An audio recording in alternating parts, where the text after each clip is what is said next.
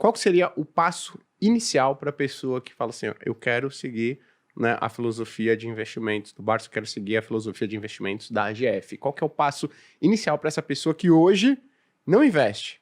Né? O que você diria para essa pessoa? Qual que é o passo inicial? Acho que o passo inicial, na verdade, ele nem acontece na bolsa, ele acontece na renda fixa. Eu sou da crença de que, acredito muito que a pessoa tem que ter sim uma reserva de emergência. E aí ia depender, obviamente, das finanças pessoais de cada um, mas pelo menos uns 6 meses de salário, para que caso alguma coisa aconteça, e emergência não escolhe CPF, não escolhe hora, emergências simplesmente acontecem, e você precisa evitar ao máximo ter que vender por obrigação as suas ações, porque muitas das vezes você pode ter que se desfazer de um bom ativo, mas por um preço menor do que você pagou. Uhum. E aí, obviamente, não vai ser culpa do mercado, vai ser culpa de uma falta de planejamento de quem está investindo. Então, sempre procurar fazer essa reserva de emergência para aumentar, mitigar os riscos, né, de você não ter que sair no meio do caminho e amargurar perdas aí indesejáveis com o mercado. Lembrando que, por mais que a gente fale de dividendos, o pessoal sempre procura essa renda extra, enfim, mas não existe nenhum tipo de garantia. É um mercado de renda variável. Enquanto está subindo, maravilhoso. Agora, quando está caindo, você percebe que, de fato, a renda varia, né? A renda variável varia. Então, acho que o primeiro passo, de fato, é ter essa reserva de emergência, que é um paralelo do você se jogar do avião e saber como é que abre o paraquedas, né? As pessoas geralmente fazem o contrário. Se jogam do avião e no meio do caminho... Tenta pegar. Quando vai ver, tem super pouco tempo para ter margem de manobra, né? E acaba não sobrevivendo, né? Então, infelizmente, é o que acontece com a maioria das pessoas, né? Então, acho que esse seria o primeiro passo, ser conservador e ter ali um dinheirinho na sua renda fixa. Você tem? Eu tenho também. Então, poxa. E não fica na minha corretora, porque é uma tentação. Fica aquele dinheiro paradinho ali. Vou comprar uma taezinha, depois eu devolvo. Essa é uma boa dica. Você tem a sua reserva de emergência separada. Isso, eu tenho a minha reserva de emergência separada. Num banco AAA, enfim, também. Como é uma emergência... E assim, às vezes as pessoas ficam tentando mendigar, 1%. Eu vou para esse aqui, para esse banco médio, que você não sabe nem a Basileia, não fez uma diligência prévia.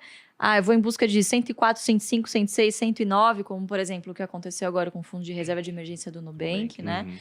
E por causa desses poucos, né? Enfim, desse pouco ganho, a pessoa acaba perdendo um dinheiro que, de fato, ele precisaria de uma liquidez, né? Gostei, fica até uma ideia, né, para os bancos aí, criarem um produto que tem liquidez diária para você deixar sua reserva, mas só consegue tirar mediante atestado médico, né? Excelente. É uma boa, né? Mas a gente costuma falar que as pessoas pensam em emergência como se fosse algo ruim, mas pode ser algo bom. Eu falo o seguinte, se você receber uma proposta, né, de trabalho fora do país, sabe? Se você quer fazer um curso fora, né? Poxa, e aí tá no momento ruim para você resgatar suas ações, qualquer outros ativos que você tenha na carteira, pode ser uma boa você utilizar a reserva de emergência. É um motivo bom também, né? Então... Promoção de Kit Kat também. Promoção de Kit Kat, né? Então, exato, né? Agora, montei a reserva de emergência. Segundo passo. Legal. Segundo passo é começar a analisar, porque acho que o trabalho mais doloroso de você fazer no início é selecionar as ações que você vai acompanhar. Então, imagina um iniciante, nunca viu nada de bolsa, ele chega num universo de mais de 400 empresas listadas e qual perspectiva que você vai ter que essa pessoa vá analisar? Imagina, gente, nunca. Então, eu selecionaria pelo menos, no máximo, umas 5 boas empresas para você monitorar. E por que isso? No início, dificilmente você vai conseguir acompanhar muitas empresas. Eu estou no mercado desde 2014, eu trabalho desde 2012, eu tenho 15 empresas na minha carteira e já estou no meu limite, assim, não consigo acompanhar mais do que isso. Então, se você quiser fazer um stock picking, que é uma carteira ativa, ou seja, você selecionar suas próprias ações, eu focaria em 5 empresas no início, né? E eu acho que esse é um erro muito comum. A pessoa tem R$1.000 e o que ela faz por desconhecimento ou insegurança? Divide em 20 papéis ao mesmo tempo e aí o que acontece? Ela não gera nem fluxo de dividendos capaz de comprar no fracionário, ou seja, ela não gera renda suficiente para reinvestir. E tampouco ver rentabilidade na sua carteira, porque você está tão pulverizado ali que, enfim... Ibovespa. Exatamente. Seria mais fácil comprar um ETF, né? Uma pena que é um mercado ainda pouco desenvolvido, mas acho que estamos caminhando para isso, né? Sim. Então, eu selecionaria 5 boas empresas para acompanhar e ir alternando essas compras frequentes. Fazer metas em quantidade de ações é extremamente importante. O Porque quando você foca na quantidade de ações e não no valor financeiro em si que você está aportando, você percebe que se esta ação de boa qualidade cai, se o preço cai, com este mesmo recurso você compra mais ações e chega na sua meta mais rápido. Lembrando que o dividendo é pago em função da quantidade de ações possuída e não do valor financeiro que você aportou. Perfeito. Né? Então, esse é um primeiro passo. Isso é muito legal mesmo, porque tem gente que fala o seguinte, poxa, Gui, mas a gente está entrando num período político, né, e talvez econômico super desafiador, e aí eu não quero investir em ações, porque eu vou olhar lá o meu patrimônio, se a gente olhar o que aconteceu lá no governo Dilma II, né, ali no final do Dilma I, Dilma II, a gente vê que, pô, o Ibovespa ficou parado e eu não evoluí financeiramente. Eu falo, poxa, vamos mudar a sua ótica? Vamos fazer o seguinte, ao invés de você olhar o patrimônio que você tinha, vamos dar uma olhada na quantidade de ações que você adquiriu durante todo esse período? Exato. Na quantidade de fundos imobiliários que você... Não vou falar isso perto dele. Na quantidade de fundos imobiliários que você adquiriu. Calma lá. Né? Ou fundos imobiliários, ou ativos de renda fixa que você adquiriu ao longo desse período. Poxa, você acumulou uma quantidade muito grande de ações, de ativos nesse período. Então... Nesses momentos desafiadores, né, principalmente, que você não fica super empolgado e tal, você pensa em desistir, dá uma olhada na quantidade. Isso é muito bacana. Exatamente. Né? E no fluxo de dividendos pingando também, né? Isso dá um certo conforto para quem está começando também. Perfeito. Aproveitando que você comentou, você falou para escolher boas empresas. O que é uma boa empresa, na sua opinião? Legal. Quer Não, fazer as honras, Fabião? Não, basicamente, o que a gente procura, né? Se a estratégia se chama carteira previdenciária, qual que é a premissa principal? Bom, você precisa ter ativos na sua carteira que, claro que não existe nenhuma garantia e empresas ao longo do caminho passam por dificuldades, nada garante que ela vá se perpetuar. Mas você precisa escolher ativos de maneira que os seus negócios tornem mais provável que essa empresa perdure por 10, 20, 30, 40 anos. Você está pensando aqui, afinal, em longo prazo. Então, esse é um dos critérios, perenidade.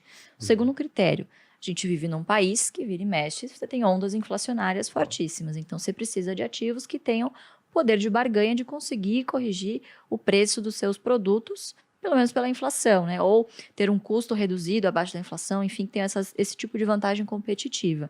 E terceiro, de novo, a gente está falando de uma carteira previdenciária. No futuro, você vai querer um patrimônio que te gere renda. Então, empresas que não só gerem um fluxo de caixa saudável, como consigam também continuar investindo, manter os seus negócios, os seus CAPEX, enfim, inovação, sempre muito importante, e remunerar muito bem o seu acionista. Então, quais são, geralmente, claro que não dá para generalizar, não é só fazer o filtro dos 5 setores e sair comprando qualquer coisa, porque, claro que existem exceções. Mas a gente sempre fala muito do BEST. O que é o BEST? É um acrônimo maravilhoso que um aluno nosso sugeriu e a gente apelidou e pegou para a gente, que são os 5 melhores setores para você começar a analisar para uma carteira previdenciária. BEST: bancos, energia, seguros, saneamento e telecom.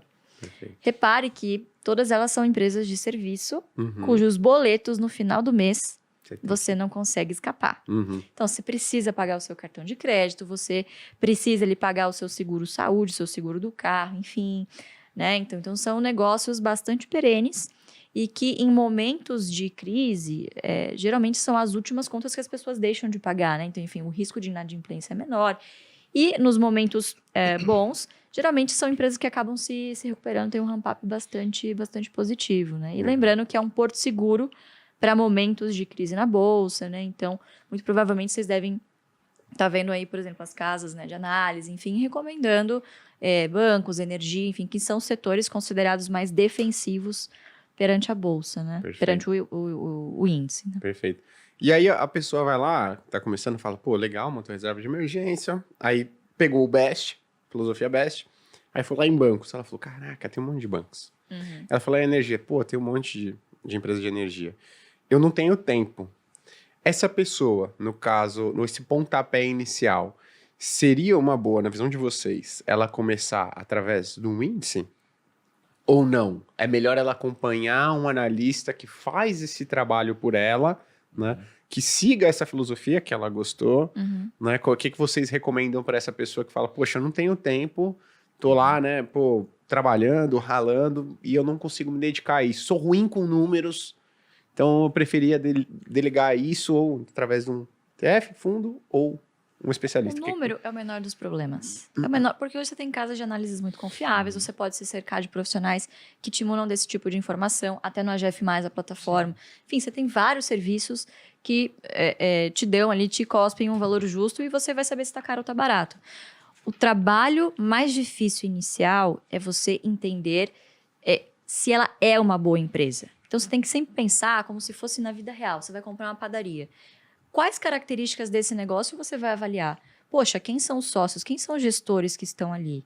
Pô, você vai lá dar um Google, gente. A gente vive a era da informação, vai no LinkedIn. Pô, alguma coisa sobre a reputação dessas pessoas você vai encontrar na internet, conversar com conhecidos. Então, você vai fazer um trabalho de diligência nesse sentido. E, às vezes, as pessoas falam, pô, mas eu não tenho tempo. Mas, cara, você arranja tempo para várias outras coisas muito menos importantes e mais supérfluas do que isso. Você tem que lembrar que é o dinheiro do seu futuro. E você vai pagar um preço muito caro se você, obviamente, não fizer esse negócio direito. Agora, obviamente, isso torna implícito de que você precisa estar disposto a fazer esse tipo de trabalho.